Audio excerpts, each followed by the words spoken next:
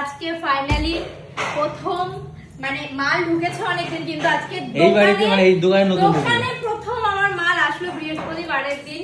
সবাই আমাকে আশীর্বাদ করো যাতে ভালোভাবে সমস্ত কিছু হয়।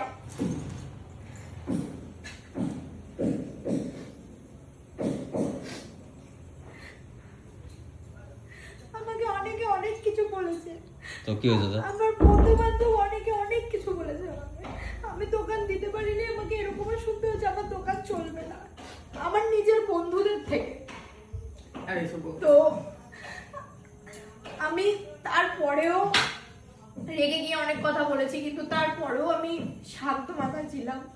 ওই কথাগুলো আমার এখনো কানে বাজে, আমি যে কথাগুলো শুনেছি আমার দোকান নিয়ে।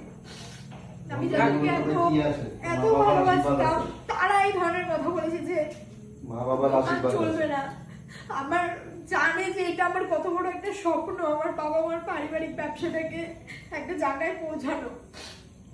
তো মা বাবার আশীর্বাদ আছে। যাই হোক, আজকে প্রথমবার আমার এখানে এসছে। যেরকমই হোক, আমি চাই না খুব বড় বিজনেসম্যান হতে।